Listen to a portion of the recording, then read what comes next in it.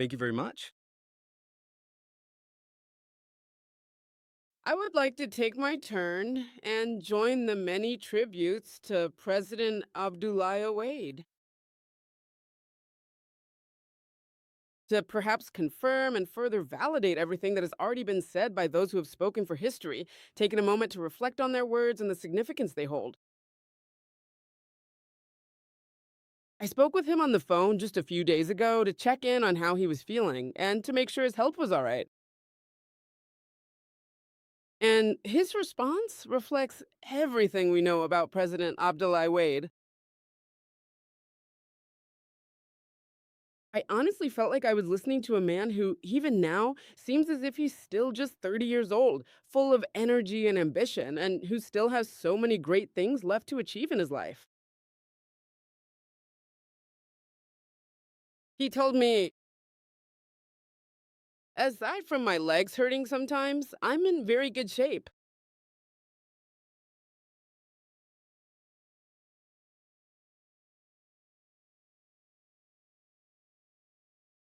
May God protect him. Amen. Mr. Prime Minister, ladies and gentlemen of the cabinet,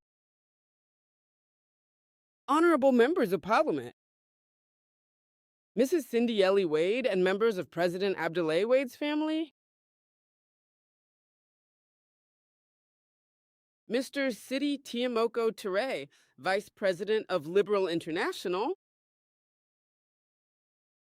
ladies and gentlemen, leaders and activists of the Senegalese Democratic Party, ladies and gentlemen of the diplomatic corps, religious and traditional leaders, distinguished guests, ladies and gentlemen. I would like to borrow your imagination for a moment.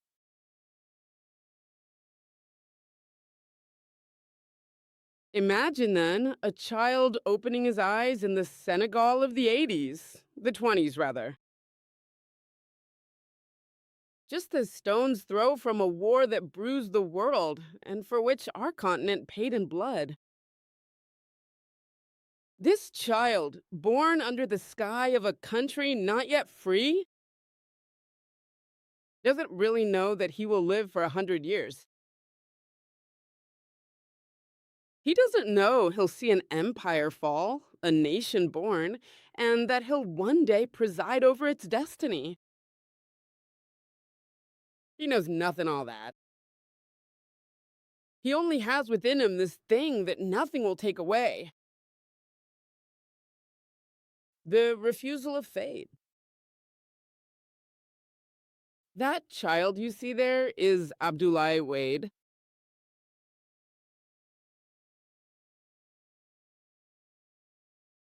And here we are, gathered a century later to tell him what a people rarely says to its great men at this age and in their lifetime.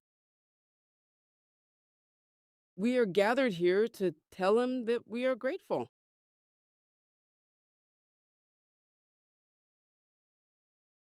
We are gathered here to tell him that we have forgotten nothing of all that he has given us. 100 years. Two syllables that a breath is enough to say, and that a whole lifetime struggles to fill. A century. It is the age of the baobabs around which the elders used to gather in the past to remember.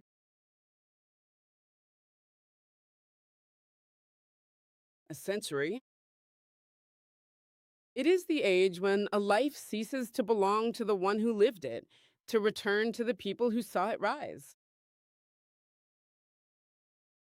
President Wade's life is actually even older than the Republic itself, which is quite remarkable.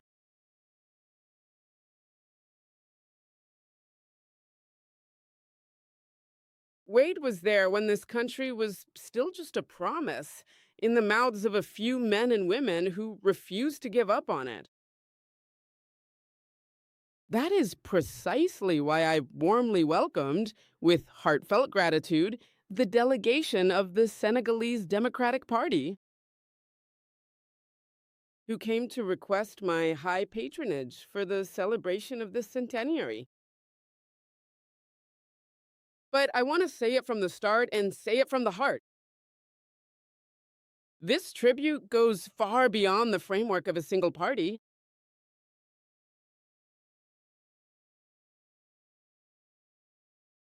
President Wade no longer belongs to the PDS alone,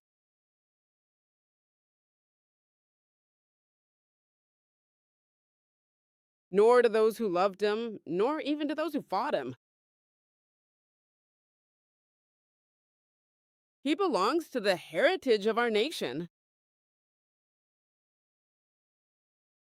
and it is in all our names, beyond political families and fleeting loyalties, that I address him. I will not recount a life's work here, for it's too vast for a single morning. And history, which judges better than we do, will take care of it in its own time.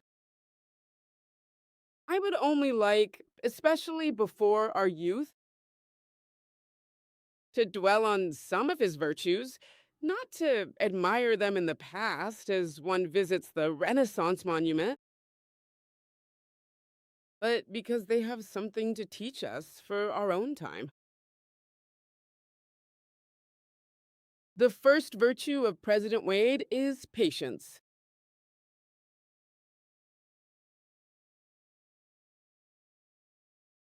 Ladies and gentlemen, distinguished guests, we live in a hurried century.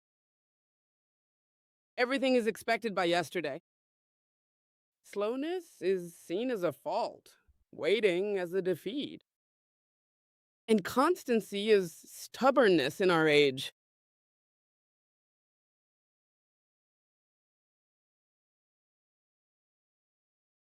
The life of President Wade says exactly the opposite. 4 times he stood for election by his compatriots. In the years 1978, then again in 1983, once more in 1988, and yet again in 1993, so in total, on 4 separate occasions, he found himself having to bow respectfully to the will and the choice of his people. Each time, he acknowledged their decision, demonstrating his commitment to their wishes. 4 defeats that would have broken an ordinary man or thrown him into bitterness, into the temptation of giving up or that of force.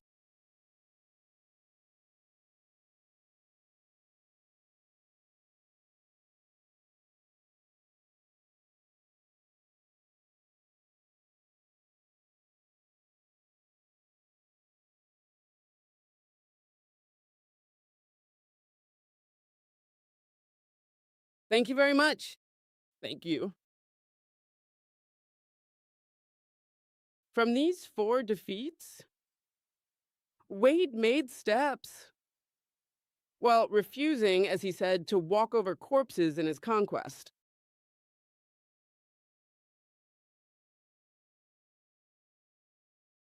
At every single setback, he rebuilt his party, rebuilt his alliances, and went back to his people to speak to them. It was only during the turn of the millennium in the year 2000, after 26 long years of an obstinacy that nothing had shaken, that victory finally came. Think about what that requires. To hold on for a quarter century with your eyes fixed on a horizon that everything denies, to see discouraged companions leave, to stay and continue your march. To make patience a high form of courage, because it is more difficult to wait without weakening than to give in to the eagerness of a day.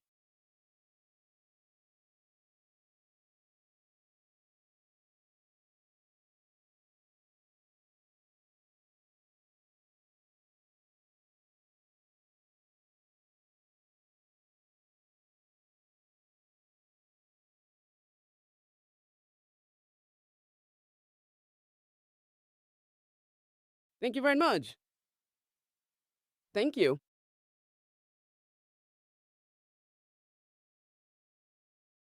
Thank you so much. I really appreciate it. To the youth to whom our era constantly promises that everything is easy and that everything is owed. This life, that await, teaches a harsher and more beautiful truth. This truth is that nothing lasting is born in haste. The truth is that the most just and fair causes are almost always also the most patient, waiting quietly for their time.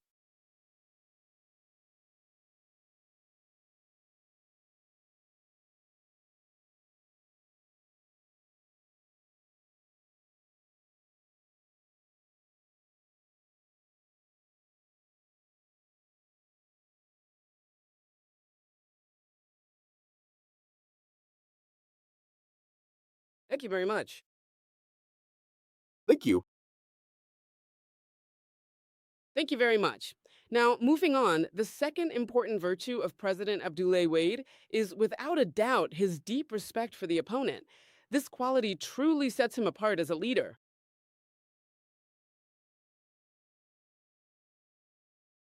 Ladies and gentlemen, distinguished guests, President Wade's struggle was harsh. He knew prison, suspicion, trials, the internal exile of the opponent that one seeks to silence. Those were years of fire, of which we must forget nothing, neither the trials endured nor the sacrifices of so many nameless Senegalese who also paid the price for our democracy. Let us remember this, not to reopen old wounds, but to appreciate what we have eventually come to take for granted. Senghor, his first great rival, nicknamed him Jambor. It is the animal, they say, the most cunning in our tales and legends. But let us make no mistake about it. There was in this mischief more camaraderie than contempt. There is a mutual recognition between two great minds who tested and respected one another. Some have tried to paint him as a man of rupture, with a temperament or radicalism. Perhaps that is because they did not know him well. Beneath the fierce orator, there was a courteous, accessible man, mindful of the respect due to everyone, and especially to his opponents.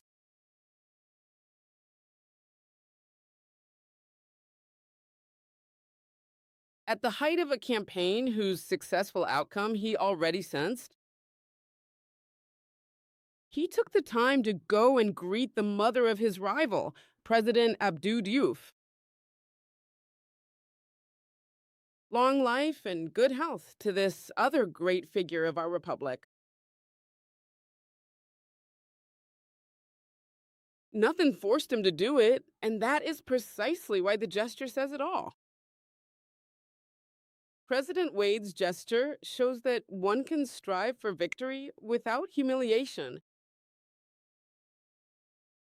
The gesture says that respect for a man survives the clash of ideas. Then came the year 2000. That night, Senegal offered the world a lesson that few nations can claim for themselves. On the threshold of defeat, President Abdou Diouf contested nothing. He held nothing back. He recognized the victory of his opponent simply, and he reached out his hand to him.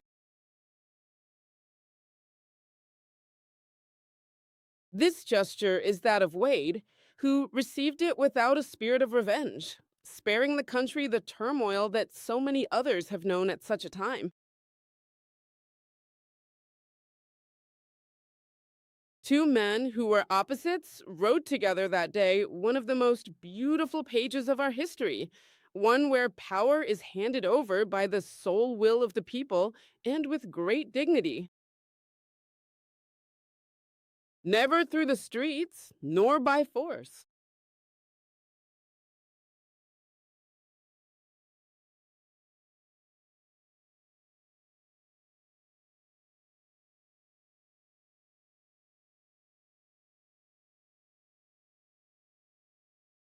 This is what our elders have left us, and what we have the sacred duty to keep, and then to pass on intact. For democracy is not a prize to be snatched and jealously guarded.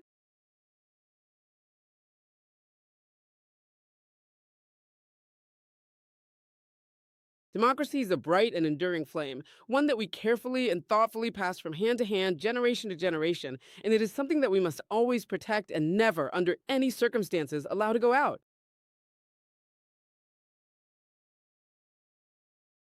Wade teaches us that the opponent we face today is not truly an enemy.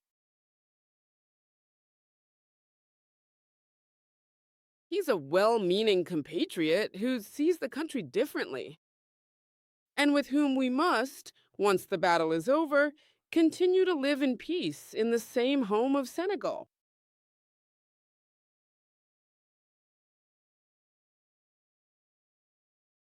Our disagreements, however deep they may be, remain disagreements between brothers and sisters. We can oppose each other without tearing each other apart, and succeed one another without destroying each other. Our elders taught us this. It is up to us not to unlearn it. The third virtue of Wade is, above all else, the primacy and importance of the nation as well as the entire continent. Ladies and gentlemen, distinguished guests, the path of President Abdoulaye Wade follows that of the first Senegalese and African elites. These men and women for whom knowledge was not an ornament, but a weapon. And even better, the first of the freedoms to be won. Under colonial rule, it took them incredible effort to reach the heights. And they provided it with a hunger for learning that should shame our era of ease. From the William Ponty School to the double doctorate in law and economics to the deanship of the Dakar Law Faculty, then to the bar where his talent made him famous. His life was one of rare intelligence, but he never used that intelligence solely for his own personal advancement. He put it at the service of a cause much greater than himself. As early as 1956, at the first Congress of Black Writers and Artists, he was already found alongside Alioune Diop, Senghor, and Cheikh Anta Diop. Imagine, for just a moment, what that single image evokes. So many geniuses gathered under one roof at the same time, driven by the same certainty that the black man had the right to think the world and not just endure it. Their political paths would later diverge, sometimes even pitting them against each other. But above all that separated them, they held this in common. This thing that transcended them all was country first, continent first, and the conviction that what unites a nation will always carry more weight than divisions of any kind.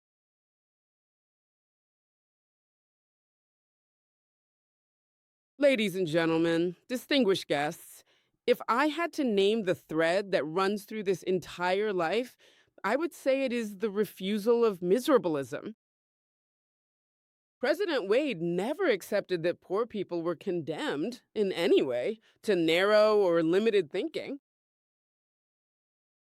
He maintained that a lack of means never excuses a poverty of ambition, and that a nation's primary wealth lies in the height of the dream it dares to form for itself. Where others saw expenses, he saw seeds being sown. That is how he made education an absolute priority, an investment in the future, the surest of all, the one placed in the intelligence of one's own children. From the early childhood centers, praised far beyond our borders, to the universities spread across the territory, he bet relentlessly on African genius. It is that same faith that made him the builder we know today. The Grand Theater, where we are gathered, the Museum of Black Civilizations, the Renaissance Monument, and so many roads and works still bear his mark. We debated it because great works always divide in their time. And it's the fate of builders to precede the taste of their era. But they all came from one lofty and demanding idea that this country deserved to think big, that it had a right to its share of beauty, but most of all, that a Senegalese should never have to lower their eyes to anyone.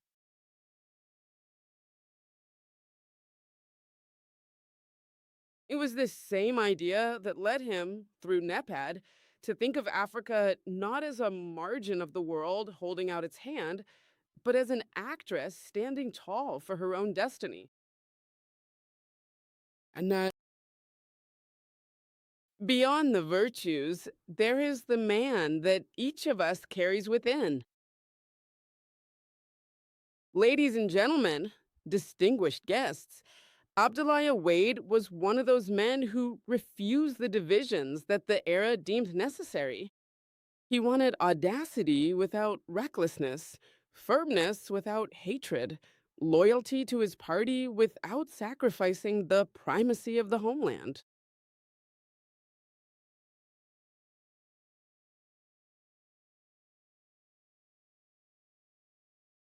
Love for Africa without renouncing the universal. And that is why every Senegalese person, deep down, has their own Wade. That of the student hunched under the lamp, certain that knowledge sets you free. That of the lawyer whose robe defied the powerful. That of the opponent who was imprisoned without being silenced. That of the orator whose words moved the crowds. That of the builder who reshaped Senegal's horizon. That of the patriarch, finally, whose very longevity has become a grace that we share today. Each of us keeps an image of him, a moment of anger, a phrase, a laugh that belongs only to him. Such is the privilege of men who have truly lived for their people. They don't leave behind a single memory. They leave as many as there are hearts to carry them. A man of struggle, never of resentment.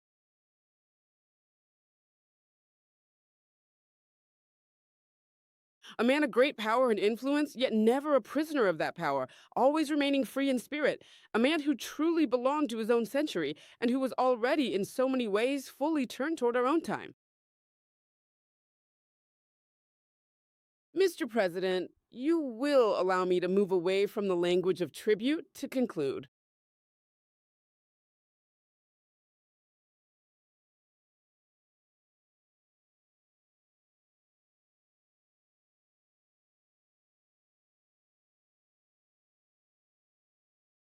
Thank you very much. Thank you very much. Mr. President, sir,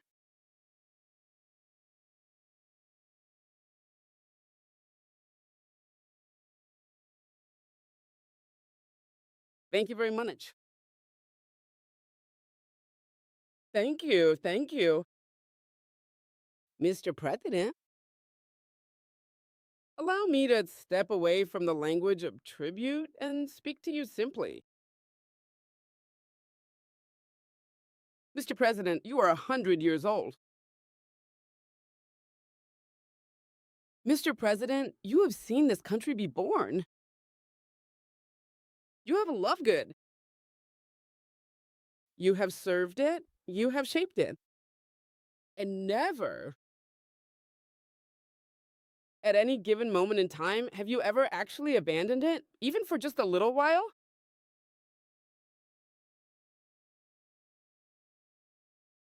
You have taught us things that you perhaps did not teach on purpose. You have taught us that patience is a strength and not a weakness.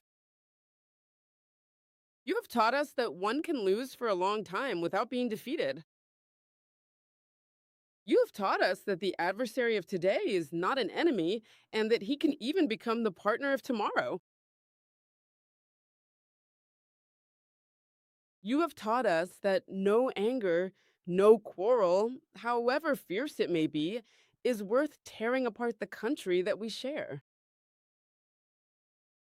You have taught us that nothing great is built without a conviction greater than the work itself. You have taught us that serving one's youth will always be better than using them.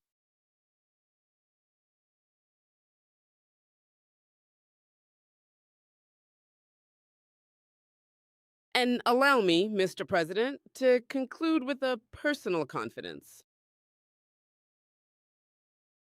In the hours when the office is at its most lonely, there are long-standing presences to which the mind naturally turns. Yours is most certainly one of those. Not for the answers you might have given, for every era has its own, but for the way you had of never losing hope in Senegal, or even in a companion who loses himself in bitterness and hatred of others.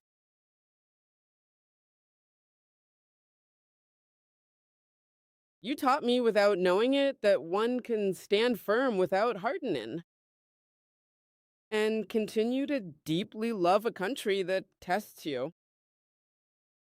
That, Mr. President, is something no textbook can teach. It is received humbly from those who served the nation before us and helped it grow. May you live long among us, Mr. President. Senegal has not finished learning from you. May God keep you in good health. Happy birthday. Thank you, Wade. Congratulations to you. Thank you.